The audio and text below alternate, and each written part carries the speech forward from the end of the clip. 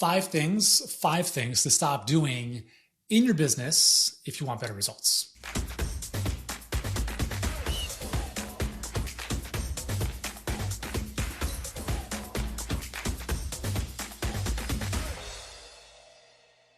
Hey guys, what's going on? Yuri, Elkaim here, CEO and founder of Healthpreneur. We help health professionals get clients and scale their businesses online by working smarter, not harder, by building systems instead of losing pounds of sweat in the grind. And today I want to share with you 5 things to stop doing because, quite honestly, very much like our health, it's not about adding more stuff in, it's about taking stuff out that's toxic. So let's dive into this. Number one thing you have to stop doing is debating with trolls on social media. This is hard to do initially, especially when you feel your ego is being attacked. Hey dude, looks like you're going through cancer. I would never take advice from you. Neurosurgeon here, we call them patients, not clients. Like this is just 2 examples of ridiculous shit I see on my stuff. So here's how we deal with this. The easiest way to drive bullies, if you want to call them that, bullies or trolls on social media, crazy, is to give them 0 attention. 0, no acknowledgement. And the best is when they leave you a really, really long comment, you just go over those little 3 dots and you hit delete, gone. It's like they didn't even exist. It's like they spent all that time crafting this crazy comment only to be vanished into thin air. And that is the ultimate payback. For you at least. So the easiest way to deal with trolls and negativity online is to completely ignore it. It's like you have paint protection film, which is a fancy thing that cars put on them. So water just beads off and it's less susceptible to getting dings and so forth. So imagine you are wrapped in PPF, paint protection film, and nothing can bother you. This is easier said than done. And there are times where you're like, oh, I'm going to show this person. Trust me, if you feel the blood boiling, delete the comments. Do not answer and even acknowledge them. Okay, so stop debating with trolls. You will never win. You will never win with these people who are living in their basements at their parents' house when they're 40, talking shit about anyone, assuming that's their situation. Number 2 is very much along the same lines, is stop worrying about what other people think of you. Who cares? Do you think, okay, so I lost my hair when I was 17. I regrew my hair in my mid-20s when I started learning about nutrition and applying it. And then 5 years later, I lost it all again when I got a tetanus shot at the doctor. Thanks so much, doc. So for 2 years after that, I started painting on my eyebrows. If you watch any of my older YouTube videos from my other channel, you'll have seen this. I look like a clown. Every day was different. But I did this because I was worried about what other people would think of me. I'm this health expert and I look like, whatever. Apparently, I thought I looked better with painted on eyebrows, which is friggin' hilarious. But it was sad because I wouldn't go swimming with my kids. I didn't work out like in sweat-inducing workouts because I was worried the makeup might run off. And then 2 years after doing that, every single day I said, fuck it. This is ridiculous. I'm not doing this anymore. And since that time, and more so each and every year, I give less and less. I don't care what people think. I don't care. And I don't care what they say about me, because at the end of the day, if someone says something about you and they don't know you, they're saying more about themselves than they are about you, right? Now, if someone like your family member, like who knows you very well, says something, okay, you can take it with a little bit more gravity, if you will. But at the end of the day, like even our parents, like sometimes family is like, you don't get to choose your family. So you got to do you. Don't worry about what other people think of you. And life becomes a lot easier when that's the case. It's like these old guys you see in the gym who are like 70 and they're walking around with their balls hanging out and stuff. They don't give a shit. Like they're farting in public. They don't care. They're just like, now I'm not saying like get to that stage, although who knows, in 40 years, I might say differently. But there's something to be said for like giving 2 hoots about that. Because again, everyone is worried. Like the number one, like I say this to my clients all the time, the number one thing that will kill your business is the need to be liked by other people. If you're on a sales call, right, or an enrollment call, discovery call, and you are unwilling to ask hard questions, that ultimately comes from, I do not want to be disliked because I might put this person in an awkward situation. They might not like me because of that. Therefore, I'm not going to do it. Therefore, I'm going to lose the sale, and thus I'm not going to be able to help this person. Everything you want in life is on the other side of not giving a shit about what other people think. Now, I'm not talking about going like Dexter Morgan sociopath type of stuff. You have to be grounded on planet Earth, but at the same time, don't worry about what others think. Okay, it's going to lead to a lot of bad decisions in terms of trying to prove yourself or other. Number 3 is a bit more tactical, is please stop spending hours creating one piece of content. Unless that one piece of content is a webinar that is going to work on your behalf 24/7 for the next several years. The single best use of my time when it comes to content is not these videos, although I love doing this.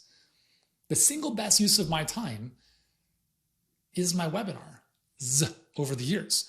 Like as an example, so we, again, if you've been living under a rock, let me just bring you up to speed. We teach our clients how to build a perfect client pipeline, which allows them to predictably and consistently bring their perfect clients into their world like clockwork, even though they were previously unknown to them a couple hours or days before. So we do that by running ads on Facebook, inviting people to a webinar, inviting people to speak with them if they're the right fit. And like the webinar is so powerful. And I shot another video about, 4 reasons why health professionals must have a webinar in their business. It's just crazy. Like a couple of weeks ago, I kind of updated our webinar and it literally doubled conversions. So what that meant is all of a sudden we can help twice as many people. I can spend twice as much on Facebook ads. Like just like that. It's the single most important thing. When you're building an asset or you're making an offer, in the case of a webinar, it's kind of both. You're building an asset that works independently of you, and you're kind of making an offer at the same time, right? The offer to take the next step, potentially to work with you. If that takes you a day, if it takes you a week, it is the most important use of your time because you are building an asset that can work independently of you. What most health professionals do ridiculously wrong, and if I were to show you my Instagram feed, I feel like throwing my phone across the planet sometimes because every single frigging post I see is this, meh, word, or like some song overdubbing their voice. I'm like, this is ridiculous. And I know people, and I've spoken with people, they're like, yeah, like I got to shoot all my reels today. I'm like, your reels? Okay. How's that working out for you, right? With 200 followers on Instagram. Like if you've got several, tens of thousands of followers or hundreds of thousands of followers with high engagement, sure, maybe it's a decent use of your time, but do not spend hours creating one piece of content that no one's going to see. Okay. This is the challenge with social media. This is the challenge with organic posting is unless you have clout, you're not going to stand out. Your stuff is going to be hidden because of the algorithms, the way they work. It's just not in your favor. So don't spend hours creating content no one sees. Just get it out there. Don't like you see my videos, like literally my last video, one of my cameras stopped working and it automatically went to this one. And I was like, well, we're just going to run with that. I've had videos where my dog is scratching at the door. I'll literally go open the door as the video is going and we keep going. That's just me. I'm not a perfectionist. I'm a get it out there quickly person because it's not quality, it's quantity. Now, I'm not saying put garbage out there. I don't think my stuff is garbage. I think my stuff is very good, if I may say so myself. You have to be prolific because in the prolificness of creating stuff, the gems will come to the surface, okay? So that's the third thing. Number 4, stop doing everything yourself. Please stop doing everything yourself. Now, if you are running a coaching business, here are the 2 first hires you're going to make. Number 1 is an assistant to get all the $10 an hour tasks off your plate. Okay, so you can focus on selling, most importantly, and delivery. That's it. Then you're most likely going to hire a coach to help on delivery or a sales rep to now take more of the sales burden off your plate, although sales is the most highest impact activity you can do. When you look at, you're probably going to enroll most people you speak with relative to having someone else do it. But at some point, you become the bottleneck in the business. Like you can't take on more calls than you can take on. If you have someone else helping you, or 2 or 3 or 5 other people, you can scale dramatically, but you can't do everything yourself. There's only so far you can get by yourself. I think the most I've seen one person, like no assistant, nothing, get to by themselves, maybe 300,000 a year, maybe. Depends on the business model, but generally in a coaching type of business model, 300,000 by yourself, and you're going to have major burnout issues. And number 5 is stop shooting from the hip instead of actually having a business model. So I posted this on Instagram this morning, and let me see what the results have brought back. And I'll share this with you. Okay, look at this. So I asked this question. Here's how delusional some people are. That's right, one sec. Is posting videos on social media a business model? And almost half of them said yes. Wow. But again, we're on Instagram and I'm asking if posting on social media is a business model. And I'll just read what I wrote about a business model. A business model is a predictable system, ideally that works independent of the owner's involvement, for how you generate leads, convert them into clients, and deliver results to them. Keywords: independent of the owner's involvement and predictable system. If you can't map out how your business does this, then you don't really have a business. You have a hustle.